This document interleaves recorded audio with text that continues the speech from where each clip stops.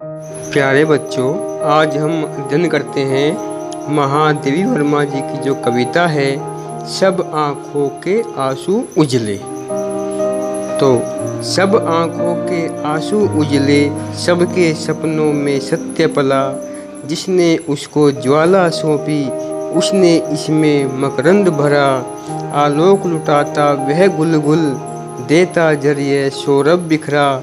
दोनों संगी पथ एक, किंतु कब दीप खिला कब फूल जला। तो यहाँ इस पद में कवित्री कहना चाहती है कि प्रकृति में जो भी पदार्थ है सभी में ईश्वरीय गुण विद्यमान है और सभी त्याग पूर्वक परोपकार की भावना रखते हुए दूसरों पर परोपकार करते रहते हैं। तो कवित्री ने बताया कि सब आँखों के आंसू उजले, अर्थात सभी की जो आँखों में आंसू होते हैं वे उजले होते हैं, अर्थात वे सत्य होते हैं, वे सत्य का प्रतीक होते हैं। क्योंकि आंसू जब भी आँखों से निकलते हैं तो वे सत्य के प्रतीक होते हुए बाहर निकलते हैं, अर्थात वे सत्य को निहित करते हैं, वे सत्य में बसे होते हैं। सबके सपनों में सत्य पला, अर्थात सभी को अपने जो सत्य है, जो सपनों में सत्य पला है, उनको पूरा करने के लिए, उसे लक्ष्य प्राप्त करने के लिए आगे बढ़ते रहना चाहिए।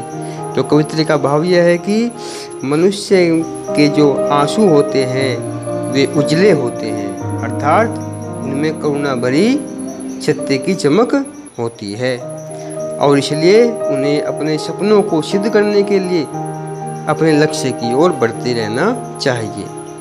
जिसने उसको ज्वाला सौंपी इसने इसमें मकरंद भरा। तो कवित्री कहती है कि जिसने भी इस प्रकृति में जिनको प्रकाश दिया है उसने ही उसमें सुगंध भी दी है।